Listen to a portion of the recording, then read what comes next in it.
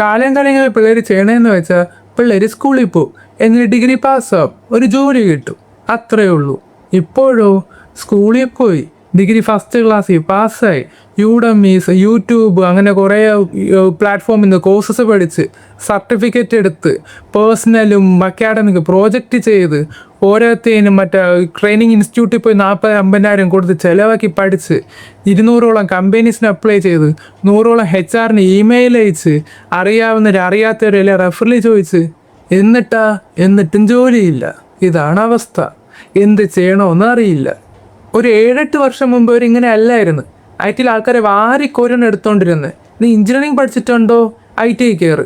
നീ മറ്റേ മെക്കാനിക്കൽ പഠിച്ചാലും ശരി, സിവിൽ പഠിച്ചാലും ശരി, ഏത് പഠിച്ചാലും ശരി, IT എൻട്രി ലെവൽ ജോബ് കിട്ടുമായിരുന്നു. ഇപ്പോഴോ CSE പഠിച്ച പിള്ളേരെ പോലും IT വേണ്ട. ചോദിച്ചാൽ റെസ്യൂമി കൊള്ളാം, സ്കിൽസ് ഉണ്ട്, ബട്ട് എക്സ്പീരിയൻസ് ഇല്ല. ഫ്രഷറിന് എന്താണ് എക്സ്പീരിയൻസ്? കോളേജിൽ പഠിക്കുന്ന പിള്ളേർ ഇന്റേൺഷിപ്പിൽ അപ്ലൈ ചെയ്യുമ്പോഴും ഈ എക്സ്പീരിയൻസ് ഇല്ല എന്നും പറഞ്ഞ് റിജക്റ്റ് ചെയ്ത് വിടുന്ന കമ്പനീസാണ് കൂടുതൽ. ആൻഡ് പെട്ടെന്ന് ഇപ്പോൾ എന്ത് മാറ്റമാണ് ഉണ്ടായത്? ഇതിന് കാരണം AI ആണോ, അല്ല ജോബ് മാർക്കറ്റിൽ തന്നെ വലിയൊരു ചേഞ്ച് ഉണ്ടായോ? ആൻഡ് നമുക്കിത് എങ്ങനെ സർവേ ചെയ്യാം? ഇതാണ് നമ്മൾ ഇന്ന് ഡീറ്റെയിൽ ആയിട്ട് നോക്കാൻ പോകുന്നത്. ഒരു റിപ്പോർട്ട് പ്രകാരം ഇന്ത്യയിൽ 25% എൻട്രി ലെവൽ ജോബാണ് കുറഞ്ഞിരിക്കുന്നത്. ഒരു എൻട്രി ലെവൽ ജോബ് എന്ന് പറയുമ്പം ബേസിക് കോഡിങ്, ഡ്രാഫ്റ്റിങ്, റിപ്പോർട്ടിങ്, ഇതൊക്കെ ഒരു AIന് ഒരു എൻട്രി ലെവൽ ജോബ് എംപ്ലോയിനേക്കാളും ബെറ്റർ ആയിട്ട് തന്നെ ചെയ്യാൻ പറ്റും. അതേപോലെ തന്നെ കോസ്റ്റും കുറവാണ്. ഇതാണ് മെയിൻ കാരണം എൻട്രി ലെവൽ ജോബ് കാണാതാവുന്നത്. വേറൊരു മെയിൻ റീസണാണ് ഏജൻറ്റിക് AI. ഈവൻ അതിലും വലിയ കേമനാണ്. അപ്പം മിക്ക ഫ്രഷേഴ്സും വിചാരിക്കണേന്ന് വെച്ചാൽ ഈ AI നമുക്കും ജോബ് ഉപയോഗിക്കാൻ അറിയാമല്ലോ. ഈ ChatGPT, Gemini, ക്ലൗഡ്, ഇതൊക്കെ നമ്മൾ ഉപയോഗിക്കുന്നുണ്ടല്ലോ. ഈ നമ്മൾ കോഡ് പ്രോംപ്റ്റ് ഈ AIനോട് ചോദിക്കുന്നു, അപ്പം അതിന് കോഡ് കിട്ടുന്നു. ഈ കോഡ് എടുത്തിട്ട് നമ്മൾ ടെസ്റ്റ് ചെയ്യുന്നു. എറർ ഉണ്ടെങ്കിൽ ആ ബഗിനെ മാറ്റുന്നു. ഇതെല്ലാം നമ്മൾ ചെയ്യുന്നുണ്ടല്ലോ, നമുക്ക് ഉപയോഗിക്കാൻ അറിയാമെന്നല്ല നമുക്ക് തോന്നുന്നത്. പക്ഷേ ഈ ഏജൻറ്റിക് AI എന്ന് പറഞ്ഞ സാധനത്തിന് നമ്മൾ ഒരു ഗോൾ സെറ്റ് ചെയ്ത് കൊടുത്തെങ്കിൽ അത് ബാക്കി എല്ലാ പുസ്തകവും ചെയ്തോളും. ഫോർ എക്സാമ്പിൾ ഞാൻ ഇപ്പോൾ പറയുന്ന ഏജൻറ്റിക് AIയോട് ഒരു ആപ്ലിക്കേഷൻ ചെയ്യണമെന്ന് പറഞ്ഞെങ്കിൽ അത് തന്നെ കോഡ് എഴുതി അതിനെ ടെസ്റ്റ് ചെയ്ത് ആ ബഗ് അത് തന്നെ ശരിയാക്കി വീണ്ടും ടെസ്റ്റ് ചെയ്ത് വീണ്ടും ശരിയാക്കി അങ്ങനെ ബഗ് മാറും വരെ ശരിയാക്കിയിട്ട് അത് തന്നെ മറ്റേ കോഡ് പുഷ് ചെയ്ത് ഗിറ്റ്ഹബിൽ പുഷ് ചെയ്ത് പ്രൊഡക്ഷനിലോട്ട് കൊണ്ടുപോയി ഈ ആപ്ലിക്കേഷൻ ഡിപ്ലോയ് ചെയ്യുന്ന കാര്യം വരെ ആ ഏജൻറ്റിക് AI ചെയ്യുന്നുണ്ട്. അപ്പോൾ ഇത്രയും കാര്യം ഒരു സോഫ്റ്റ്വെയറിന് ബിൽഡ് ചെയ്യുന്ന എല്ലാ കാര്യവും ഏജൻറ്റിക് AIന് ചെയ്യാൻ പറ്റുന്നത് കൊണ്ട് തന്നെയാണ് ഇപ്പോൾ എൻട്രി ലെവൽ ജോബ് ആവട്ടെ IT മിക്ക ജോബും കാണാതാവുന്നത്.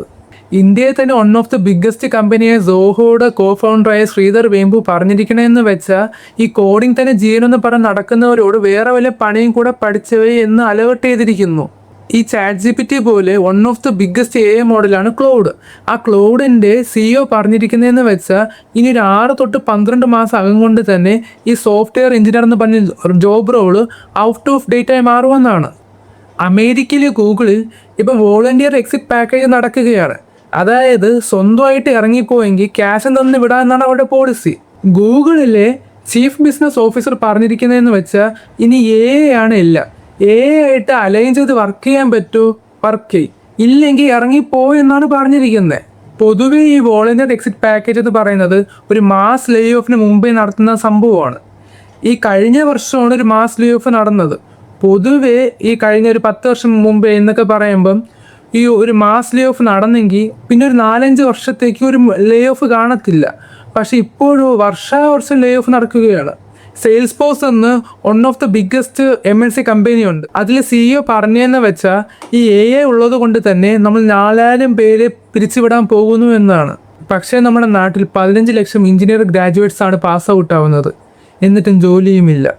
ഈ മാർക്കറ്റിൽ എങ്ങനെ സർവൈവ് ചെയ്യാമെന്ന് ചോദിച്ചാൽ ഫസ്റ്റ് തിങ് ഫ്രീലാൻസ് ചെയ്യുക. നിങ്ങൾ തന്നെ നിങ്ങളുടെ ക്ലയൻസിനെ കണ്ടെത്തി അവർക്ക് സർവീസ് ചെയ്ത് കൊടുക്കുക. അതാകുമ്പം ഈ കമ്പനി പോളിസിയായ ലേ ഓഫ്, ഹയറിംഗ് ഫ്രീസിങ് അങ്ങനെ ഒന്നും തന്നെ നിങ്ങളെ ബാധിക്കത്തില്ല. ഈ AI എന്ന് പറയുന്നത് കമ്പനിക്ക് മാത്രമുള്ള പ്രോപ്പർട്ടി അല്ല, നമ്മുടെയും പ്രോപ്പർട്ടിയാണ്.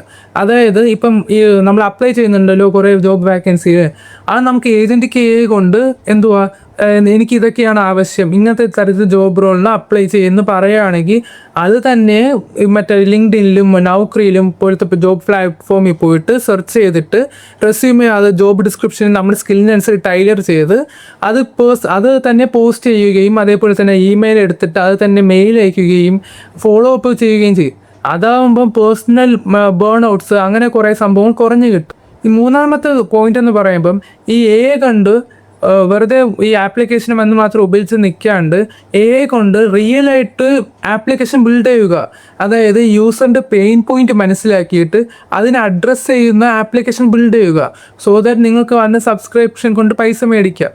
നിങ്ങൾക്ക് ഈ കൊണ്ട് തന്നെ കുറേ പ്രോഡക്റ്റ്സ് ബിൽഡ് ചെയ്യുന്നത് കൊണ്ട് തന്നെ നിങ്ങൾക്കതിൻ്റെ ലിമിറ്റേഷൻസ് മനസ്സിലാക്കാൻ പറ്റും. നിങ്ങളത് ബെറ്ററായിട്ട് ഫോർവേഡ് കൊണ്ടുപോകാൻ പറ്റും. നിങ്ങൾക്ക് നന്നായിട്ട് ഐട്രേറ്റ് ചെയ്ത് നല്ല സൊല്യൂഷൻ കൊണ്ടുവരാൻ പറ്റും. നാലാമത്തെ എനിക്ക് പറയാനുള്ളതെന്ന് വെച്ചാൽ ഈ കോഡിങ് തന്നെ ജീവനെന്ന് പറഞ്ഞ് നിൽക്കല്ലേ. നമ്മളിപ്പം ഈ വന്നിട്ട് 5 വർഷം പോലും ആവുന്നില്ല, എന്നിട്ട് പോലും ഇത്രയും വലിയ ചേഞ്ചസാണ് നമ്മളിനി കാണുന്നത്. ഇനിയൊരു 5 വർഷം കൂടെ ആയി എന്തൊക്കെ മാറ്റം വരുമെന്ന് ആർക്കും പ്രിഡിക്റ്റ് പോലും ചെയ്യാൻ പറ്റാത്ത അവസ്ഥയാണ്. അപ്പോൾ ഈ കോഡിങ് എന്ന് പറഞ്ഞിട്ട് ആ ഒരു ഐഡൻറ്റിറ്റി പിടിച്ച് നിൽക്കാണ്ട് പ്രോബ്ലം സോൾവർ അല്ലെങ്കിൽ വേറൊരു പുതിയ സ്കില്ല് ബിൽഡ് ചെയ്യുകയോ അല്ലെങ്കിൽ വേറെ ഒരു ഓൾട്ടർനേറ്റീവ്, നമ്മുടെ സോഹോയുടെ കോഫൗണ്ടർ പറഞ്ഞ പോലെ വേറെ ഒരു ഓൾട്ടർനേറ്റീവ് സ്കില്ല് ബിൽഡ് ചെയ്യുന്നത് വളരെ നല്ലതായിരിക്കും. സോ എൻ്റെ ഫൈനൽ കൺക്ലൂഷൻ എന്ന് പറയുമ്പം CSE പഠിച്ചവരായാലും ഈ IT ജോലി ചെയ്യുന്നവരായാലും അവിടെ പണി പാളിയെന്നോ അല്ലാണ്ട് ഗെയിം ഓവറായോ എന്നൊന്നുമല്ല. ഗെയിം ഇനി അവസാനിച്ചിട്ടില്ല. വന്നപ്പോൾ റൂൾസ് മാറി. ആ റൂൾസിനനുസരിച്ച് നിങ്ങളും മാറാൻ തയ്യാറാണോ?